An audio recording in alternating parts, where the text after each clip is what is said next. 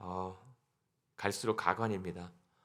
이스라엘 백성들이 오늘도 힘들어하고 또 10절에 보면 이스라엘 자손이 여호와께 또 부르짖고 있습니다.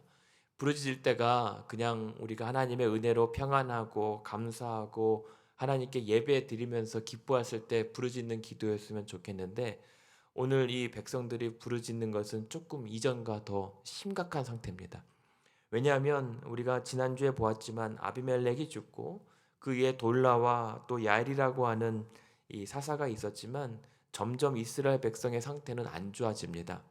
그래서 어느 정도 살만하니까 하나님을 버리고 또 우상을 섬기게 되는데, 오늘 읽어드렸던 6절 보십시오. 신들이 몇 번 나옵니까? 그냥 우상 종합 세트로 나옵니다. 그래서 이들의 신앙이 완전히 이제 하나님을 버린 정도가 아니라 한두 우상으로는 만족할 수 없어서 그냥 떼거지로 종합 선물 세트로 우상을 갖다가 섬기는 모습을 발견하게 됩니다. 그러니까 하나님도 지치실 만하죠. 그렇게 매번 힘들 때마다 부르짖을 때마다 건져줬더니 도와주면 줄수록 나아지는 것이 아니라 아예 그냥 이렇게 돌이킬 수 없는 길로 치닫습니다. 그러면 오늘도 7절에 보면 하나님께서 이 백성들을 또 이방의 손에 팔아 넘겨 버리시게 되겠죠. 그런데 10절에 보면 그래서 때마다 이스라엘 백성들이 부르짖었고, 하나님 우리가 잘못했습니다. 우리가 하나님 버리고 바알들을 섬기면서 이렇게 또 범죄했습니다라고 회개하는데, 이번만큼은 하나님께서 호락호락하지 않으십니다. 한두 번 속아야 말이죠. 그래서 11절에 보면 하나님께서 이스라엘 자손에게 이르시되 내가 애굽 사람과 아모리 사람과 암몬 자손과 브렛 사람이 너희를 구원하지 않느냐. 내가 매번 그렇게 건져내지 않았느냐. 그런데 너희가 또다시 그렇게 우상들을 섬기는 것을 보면서 13절에 너희가 나를 버리고 또 다른 신들을 섬기는 것 내가 다시는 못 보겠다. 더는 못 보겠다. 그래서 이번에는 하나님께서 내가 다시는 너희를 구원하지 않겠다라고 얘기하세요. 그러니까 그럴 만도 하죠. 사실 하나님께서 이 말씀을 왜 진작 안 하셨는가 모르겠습니다. 근데 계속 하시다가 하나님께서 얼마나 속상하셨으면 내가 다시는 너희를 구원하지 않겠고 너와 나는 상관없다. 그들을 이스라엘 백성들을 팔아 넘기셨다라고 하는 것은 아예 소유권을 그냥 그들에게 넘겨줬기 때문에 너희와 나는 사실상 남남이다라고 얘기를 하는 겁니다. 그러니까 이제 이스라엘 백성들이 갈 데가 없습니다. 항상 막 그렇게 하다가 하나님께 가면 또 용서해 주시겠지. 또 봐주시겠지. 그거 믿고 여기까지 왔다가 한번 큰 코 다치게 되는 겁니다. 근데 우리가 신앙 생활이 그런 건 아닌가요? 뭐 잘못한 거 뻔히 알면서도 또 뭐 하나님 봐주시겠지. 또 하나님 또 용서해 주시겠지. 이러한 그 우리들의 신앙의 반복된 패턴이 사실은 멀리 있지 않고 이 사사기 백성들의 모습에 사실 그대로 고스란히 드러나 있는 겁니다. 그러니 어쩌면 저와 여러분 우리 모든 이 땅의 기독교 성도들을 바라봤을 때 하나님께서 참 마음 같아서는 내가 다시는 너희를 구하나 봐라 라고 하실 수도 있겠다라는 생각을 해보게 됩니다. 그런데요, 14절에 보면 가서 너희가 택하신 신들에게 부르짖어 너희를 구원하게 하라. 나한테 오지 말고 너희가 그렇게 애정하는 우상들에게 그 선물 세트로 갖다 몽땅 모다 낸 우상들에게 구해달라고 해라. 왜 나한테 와서 이러느냐 라고 얘기하는 겁니다. 그런데 이스라엘 백성들이 참 이게 어떤 심리인지 모르겠는데 우상을 그렇게 섬기면서도 정작 사실 우상이 자신들을 구원하지 못할 것을 알면서도 우상에 집착합니다. 어떻게 보면. 왜냐하면 그랬다면 하나님께서 이렇게 너희 우상한테 가서 구해라고 그랬으면 한번 그래 볼게요라고 우상들에게 한번 빌어봤어야 되는데, 오늘 보면 15절에 보면 아닙니다. 하나님 우리가 잘못했습니다. 하나님이 우리를 건져 주셔야 됩니다라고 매달린단 말입니다. 이게 무슨 심리인지 모르겠습니다. 근데 이 심리를 모르겠는 것이 아니라 들여다보면 우리가 그럽니다. 하나님이 유일하시고 전능하시고 천지를 지으신 분이 맞음을 믿으면서도 사실 다른 신들을 섬깁니다. 하나님보다 다른 것들을 더 귀히 여기고 그것들이 마치 나의 신인 양 모시고 삽니다. 근데 언제 그것을 깨닫게 되냐면, 아니, 알면서도 그것을 다시 버리고 하나님께 나오냐면, 이제 그게 안 됐을 때, 아무것도 내게 도움이 되지 못했을 때, 이제 궁지에 몰렸을 때 하나님을 찾게 되거든요. 저는 이 이스라엘 백성들을 조금 좋게 안 보는 편이기 때문에 분명히 알았을 겁니다. 애굽신, 암몬신, 시돈신 이거 아닌 거 알면서도 이 신들이 있다면 이 신들의 신이신 하나님만이 우리를 구원하실 걸 알면서도 그냥 그렇게 집착하고 그냥 떠받들면서 살았던 겁니다. 그렇게 본다면 오늘 나에게도 얼마나 많은 우상 선물 세트가, 종합 세트가 있는지 모릅니다. 그래놓고 죽을 것 같으면, 그래서 문제가 해결되지 않을 것 같으면, 다 해봤는데 안 될 것 같을 때 하나님 앞에 회개하면서 나오죠. 이게 이스라엘 백성들의 모습이었습니다. 그리고 어쩌면 우리의 모습일 수도 있습니다. 그러면서 이제 이스라엘 백성들이 죽겠으니까 15절 후반에 보면 하나님 제발 우리를 구원해 주십시오. 오늘 당장 살려주지 아니하시면 우리가 죽겠나이다 라고 매달립니다. 그러면서 하는 게 16절에 보면 자기 가운데에서 이방신들을 제하여 버리고 여호와를 섬깁니다. 이게 말이 안 됩니다. 그러면 진작에 하나님께 부르짖을 때 자신들에게 있는 이방신들을 제거해야 되는데 아직도 이방신들을 주렁주렁 매달고 나면서 하나님 앞에 살려달라고 부르짖었다는 말밖에 안 됩니다. 이게 얼마나 참 간사합니까? 그냥 죽지 않을 만큼만 믿다가 그래도 이번에도 살려주시겠지 하나님 회개합니다라고 했으면서도 동시에 자신들에게는 여전히 이방 신들을 매달고 있었단 말입니다. 그러니까 하나님 보시기에도 얼마나 가증하시겠습니까? 이게 이스라엘 백성들이었단 말입니다. 그러니까 이게 제 모습이라는 거죠. 하나님 오늘도 살려주십시오. 하나님 아니면 안 됩니다라고 하면서 정작에 내 몸과 내 손에는 여전한 우상들로 충만해 있다는 것. 그래놓고 하나님의 은혜를 구하고 하나님의 역사를 기대한다는 게 너무 말이 안 되는 겁니다. 근데 이스라엘 백성들이 그랬다는 거죠. 그러니 하나님께서 내가 다시는 너희를 구원하지 않겠다라고 얘기하니까 그제서야 결단하는 겁니다. 안 된다고 하시니까 나중에 비장의 카드를 꺼내는 것이 이거 마저 버리자 이겁니다. 그런데요, 더 참 여기서 안타까운 것은 사사기 본문에서 가장 슬픈 대목일 수도 있습니다. 그러한 애처로운 모습을 보면서 하나님께서 16절 후반에 보면 이스라엘의 권고로 말미암아 마음에 근심하신다라고 하는 거죠. 그러니까 하나님이 어떨 때는 참 폼이 나시고 좀 멋져 내시고 내가 누군지 아느냐라고 기분도 내셔야 되는데 어쩌면 하나님께서 사사기에서 나오시는 하나님은 참 줏대도 없으시고 그냥 폼도 안 나시고 막 갈팡질팡 하시는 모습이 나와요.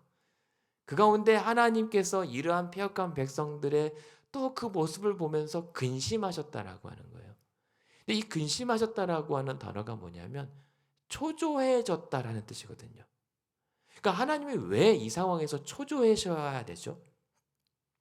방금 직전까지 내가 다시는 너희를 보나 봐라 등 돌리셨던 단호하셨던 하나님께서 왜 그렇게 뒤늦게서야 이방신들을 제하여 버리고 하나님만을 섬기겠습니다라고 이렇게 또 말 안 들을 걸 알면서도 그 백성들을 보면서 하나님의 마음이 왜 초조해지고 불안해지고 염려하게 될까요?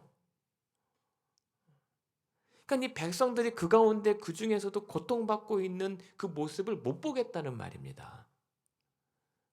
그러니까 이 대목이 하나님이 얼마나 속상하시고 얼마나 힘드실까? 아무리 사랑하는 자녀라고 해도 정말 못된 짓 하면 꼴보기 싫어 죽을 때도 있지만 그 자녀가 또 안 되는 걸 보면서 가만 또 보고만 있을 수 없는 그 아버지의 심경 같은 게 여기 하나님의 마음에 근심하다라고 하는 단어로 표현되어 있단 말입니다.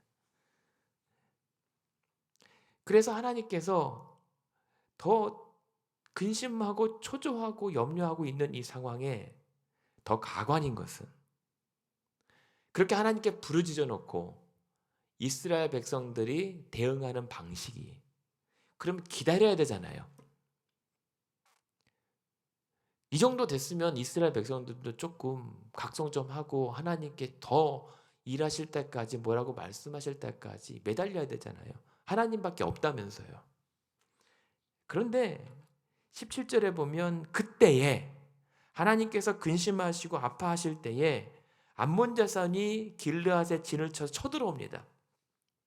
근데 18절에 보면 그때 길르앗 백성과 방백들이 저 사람들을 어떻게 하면 좋겠냐. 누가 가서 저 암몬 족속을 이기면 우리의 왕으로 세워주겠다라고 이제 대안을 제시합니다. 그러면서 11장 1절에 이들이 대안으로 찾은 사사가 입다입니다. 입다.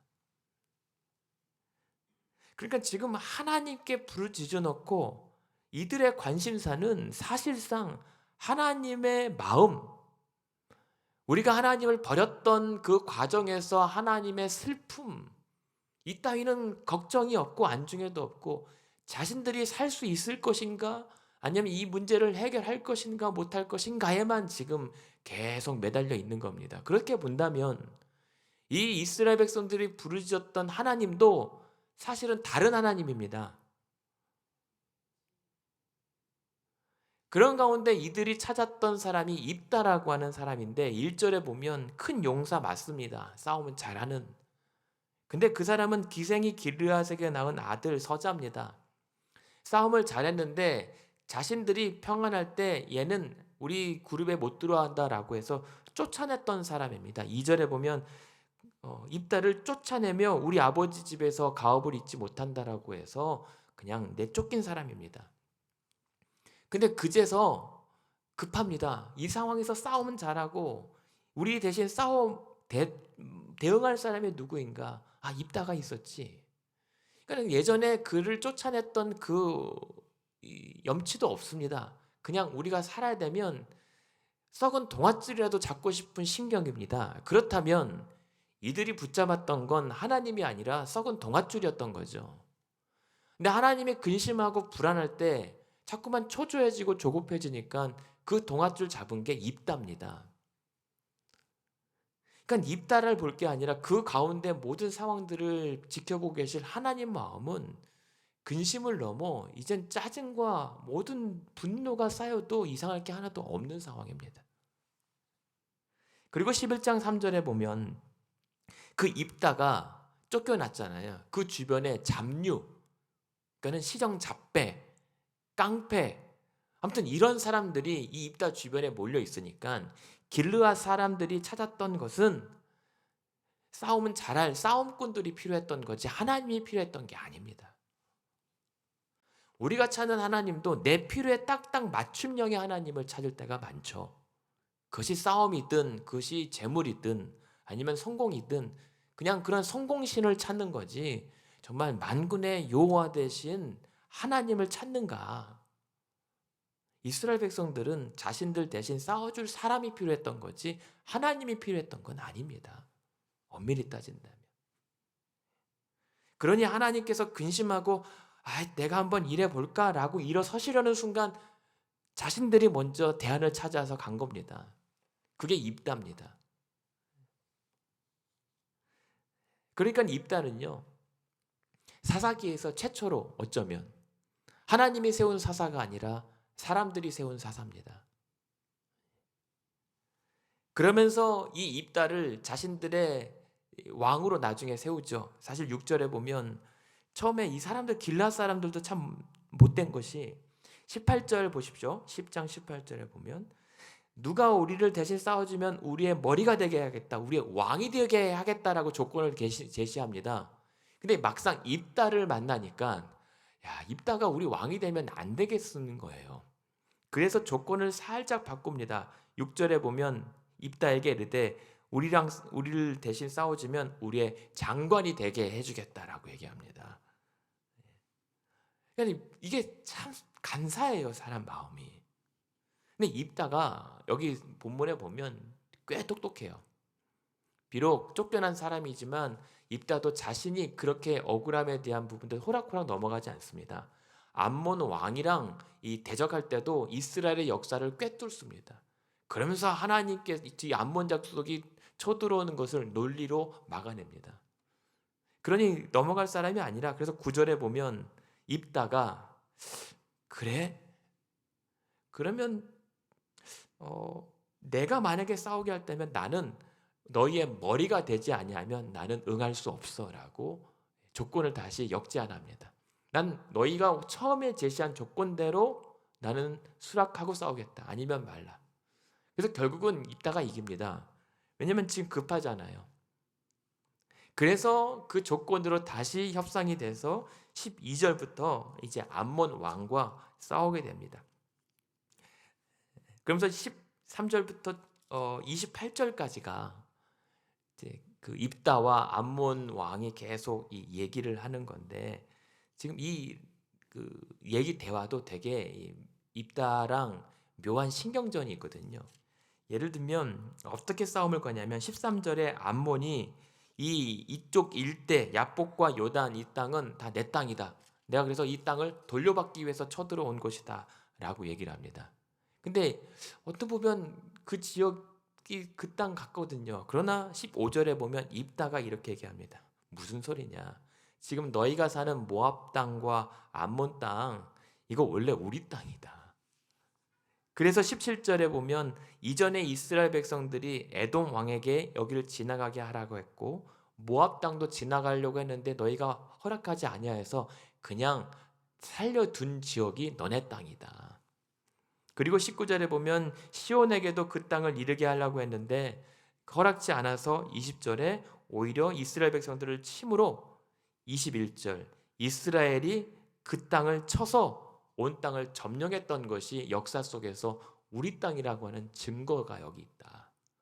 그러니까 역사 속에서 이 땅을 엄밀히 따진다면 우리 땅이다. 근데 그 땅을 너희가 차지하겠다라고 얘기를 하냐. 그래서 얘기를 하는 겁니다. 24절에 말도 안 되는 얘기하지 말고 너의 신 그모스에게 가서 한번 물어보라 라고 얘기합니다. 그래서 그 그모스 신이 뭐 쫓아내면 우리를 쫓아낼 수 있지 않겠느냐, 한번 해볼 테면 해봐라 얘기하는 겁니다.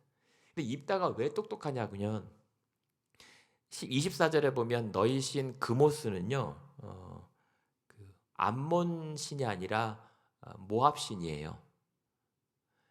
그러니까는 이 암몬 신은 이 몰렉이라고 하는 신이 있습니다. 그러니까 신을 일부러 바꿔 말아서 약 올리는 겁니다. 입다가. 그래서 흥분시키는 겁니다. 신경전인 거죠. 그래서 결국에는 그렇게 대적하면서 한번 해보자.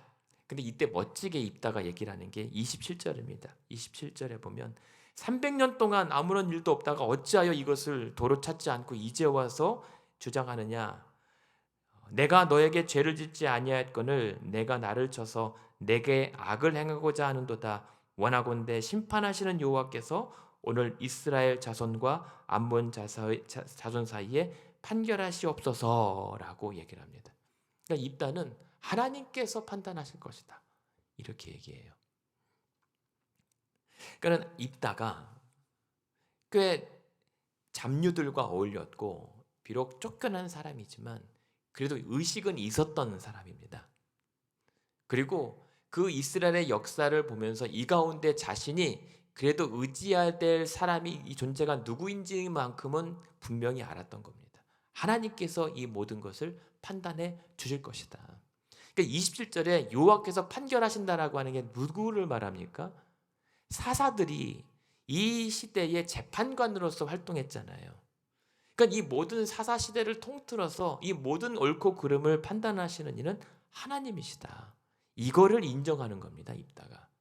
근데 그때 놀랍게도 하나님께서 이 모든 되어지는 과정을 그냥 잠잠히 지켜보시다가 계속 근심하고 염려하던 하나님께서 어떻게 이 상황을 돕기로 하시냐면 29절입니다. 29절에 보면 이에 여호와의 영이 입다에게 임하셔서 이 전쟁을 승리하게 하십니다. 언제요? 하나님께서 이 모든 것을 판결하실 것입니다.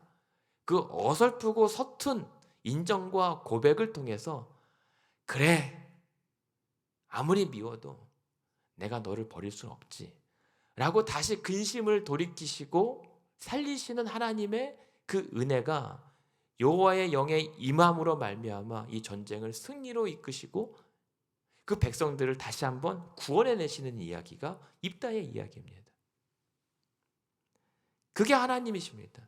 어설픈 서툴고 그렇게 우리의 죄악에 충만한 우리임에도 불구하고 하나님 한 분이 우리의 구세주이고 생명이시고 주인이시다라고 하는 그 믿음의 고백만으로도 하나님의 영으로 우리를 건져내시는 이가 하나님의 역사고 어쩌면 그러면서도 가슴 아파하실 하나님의 마음인 거죠.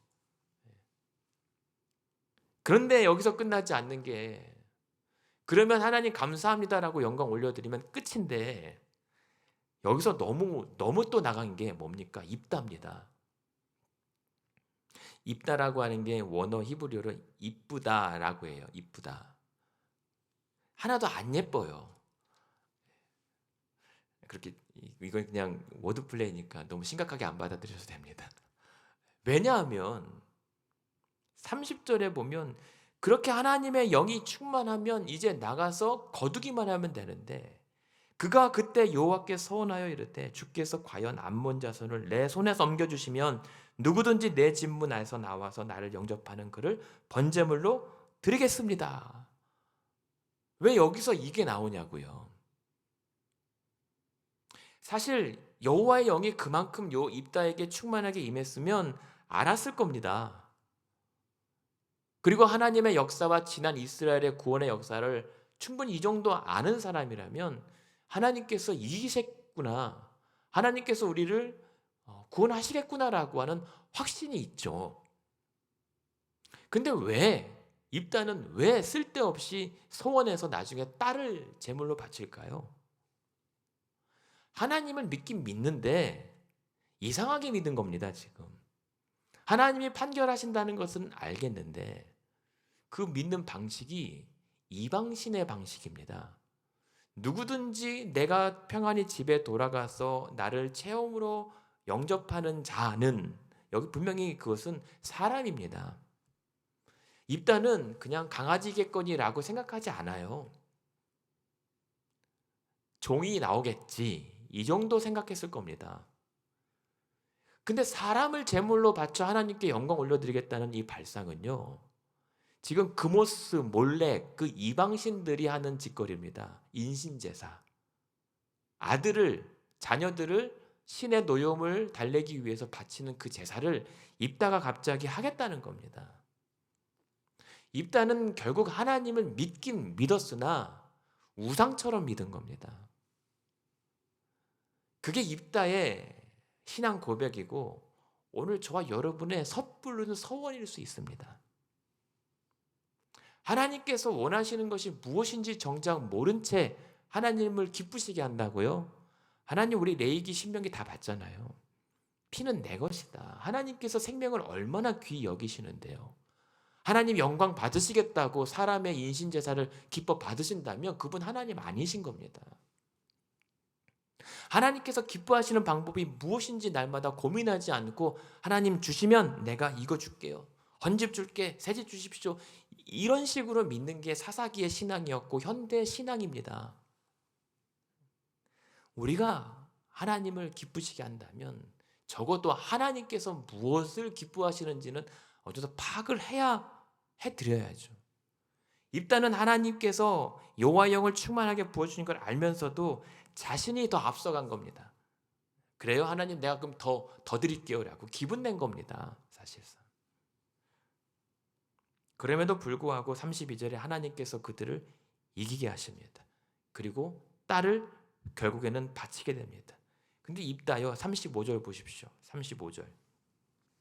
그 딸이 소굴을 잡고 아버지 오셨습니까? 라고 하는데 옷을 찢으며 어찌할꼬 내 딸이여 너는 나를 참담하게 하는 자요 너는 나를 괴롭게 하는 자 중에 하나로다. 내가 여호와를 향하여 입을 열었으니 능히 돌이키지 못하리로다 하면서 딸을 바쳐요. 지금 입다를 볼 때 사람들이 보면 믿음 좋다라고 할 겁니다.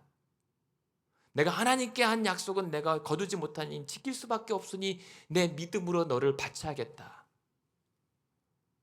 그러면서 딸을 원망합니다. 너는 왜 나를 괴롭게 하느냐? 지금 누구 때문에 벌어진 일인데요. 자기 탓하지 못하고 네가 나오면 어떻게 하냐라고 딸 탓하면 어떻게 합니까? 그러면서 하나님께 약속했으므로 너를 죽여야겠다라고 하는 이 어디서 나오는 괴상망측한 신앙 고백이 있습니까? 남들이 보면 야 우리 입다 역시 하나님께 약속은 지킨다 서원은 지킨다요? 절대 아닙니다. 사람들이 그렇게 볼지 몰라도 하나님은 받지 않으십니다. 사실 이 입다가 서원할 거였으면 그렇게 하나님을 잘 믿었다면 잘못된 서원인 경우 석곤죄나 속죄죄나 대체죄로 물릴 수 있다라는 것 정도로 알아서 딸을 살렸어야죠. 이게 구약의 율법인데 충분히 하나님께서는 그 잘못된 서원에 대해서 딸을 살릴 수 있는 길까지 다 예비해 두셨는데 그냥 자기 믿음 좋은 척 하다가 결국에는 딸을 잡아 죽이는 아버지가 된 겁니다. 그리고 잘못된 선례를 남기는 거죠. 이스라엘 백성들 앞에 하나님 믿으려면 저 정도 딸을 바쳐야 된다라고 하는 잘못된 신앙 사례가 나오는 겁니다. 이게 오늘날 우리 현대 기독교인들의 실수일 수도 있습니다. 하나님께서 원하시고 말씀하신 방식으로 믿지 않고 우리가 원하는 방식으로 마치 우상 숭배하듯이 하나님을 믿는 방식의 신앙의 유산이 우리 안에 물려 있을 수 있다는 사실입니다. 그러니까요, 저와 여러분이 이 입다 이야기를 들으면서 우리가 알아야 되는 것은 하나님을 기다리지 못해서 그 하나님의 마음을 헤아리지 못해서 우리가 또 그릇되게 신앙생활하고 있는 것은 아닌가. 그래놓고 그 중에서도 근심 중에 하나님이 일하시는 것을 보지 못하고 또 우리끼리 신앙생활 잘한다라고 착각하고 있는 것은 아닌가. 그래놓고 하나님의 말씀과 하나님의 명령하는 방식이 아니라 우리 식대로 그것이 세상에 어떠한 잡신을 섬기는 방식인지도 모른 채 그렇게 하나님을 우상 취급하면서 하나님의 이름을 먹칠하고 있는 것은 아닌지 우리는 들여다봐야 할 때인 것 같습니다. 그러면서 이 입다의 이 사사의 모습을 보면서 어떻게 되는 줄 아십니까? 뒤에 12장 8절에 보면 입산이라고 하는 사사가 있잖아요. 입산이요. 근데 이 입산에 대해서 소개가 뭡니까? 그가 아들 30명, 딸 30명을 부두었고 그가 딸들을 밖으로 시집 보냈고 막 이런 얘기가 나와요. 14절에 보면 압돈이라고 하는 사사가 나오는데 아들 40명, 손자 30명, 낙이 70마리를 탔더라라고 하면서 소개가 돼요. 무슨 말입니까? 이제 앞으로 사사들의 기록은 다 이런 식입니다. 결혼했다라고 하는 것은 정략적인 결혼이라는 겁니다.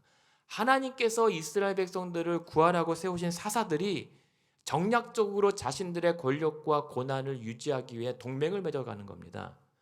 그러면서 이 사사들의 평가가 무엇입니까? 아들, 딸 잘 낳고 잘 살았다는 겁니다. 이게 사사들의 기록을 사사기에서 기록한 것은 그래서 하나님 잘 믿으란 얘기가 아닙니다. 이스라엘 백성들을 구원하라고 보내주신 사사들의 자랑거리가 하나님의 구원이 아니라 하나님 잘 믿었더니 잘 먹고 잘 살았더라로 끝나는 겁니다. 이들의 자랑이 사사들의 자랑이 어느새 하나님이 아니라 내가 이렇게 믿었더니 이렇게 잘 살게 되었다. 딸이 몇십 명이다. 이게 사사기의 추락인 겁니다. 그럼에도 불구하고 이 사사들의 그러한 계속 세속적이고 세상 물질화되는 그러한 성공신화의 사사들을 보면서 하나님은 어쩌셨습니까? 그 가운데서도 계속 일하고 계셨다는 증거입니다. 그러면서도 근심 중에 계속 하나님은 이들을 외면하지 못하고 내가 다시는 너희를 구원하나 봐라. 그러면서도 다시 돌이켜 이들을 구원하실 수밖에 없는 그 하나님의 답답한 마음과 염려와 근심. 결국은 이들의 잘 먹고 잘 삶은 하나님의 근심을 팔아 얻은 겁니다.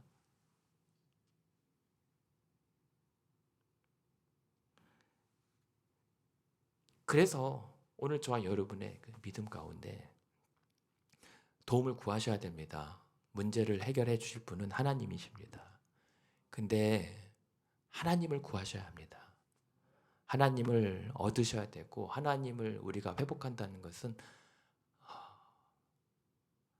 하나님의 그 무엇 아니더라도 괜찮으니까 내 신앙에서 하나님의 이름이 지워지지 않게 해달라고 하는 것이 우리의 믿음이 회복이 돼야 됩니다. 그래서 주신 것이 너네들 방식 말고 내 방식대로 믿으라고 주신 이름이 예수 그리스도, 그분의 십자가인 겁니다. 하나님의 말씀대로 하나님을 따르고 믿고 기다려야 합니다. 그렇게 싸워야 합니다. 그래서 오늘도 정말 여러분이 하나님의 근심 팔아서 오늘도 잘 먹고 잘 살기보다 조금 내가 힘들어도 하나님께서 기뻐하시는 그것만으로도 충분할 수 있는 그런 우리 인생 되었으면 좋겠습니다. 오늘도 하나님, 우리 믿음의 성공 여부는 이기고 짐에 있지 않고 하나님을 얻느냐 못 얻느냐 여기에 있습니다. 우리가 하나님을 기다리고 그리고 하나님의 말씀을 분별하고 믿음 좋은 척 다 해놓고 정작 방식은 이상하게 믿는 미신적 행동 말고, 그러나 그러함에도 불구하고 어떻게든 몸부림친 실패한 우리에게도, 버림받은 쫓겨난 우리에게도 여전히 일하시고 주의 영을 부으시고 어떻게든 살려내시는 그 하나님 아버지의 마음을 우리가 알았으면 좋겠습니다. 딸을 죽이기보다 그 딸 대신 내가 죽겠다고 나섰던 예수 그리스도의 십자가의 공로를 우리가 끝까지 믿고 오늘도 하나님의 마음을 조금 달래어드리고, 그리고 잘 먹고 성공하는 것도 좋습니다만 그래도 하나님을 먼저 회복할 수 있는 은혜와 그런 복이 있기를 예수님의 이름으로 축원합니다.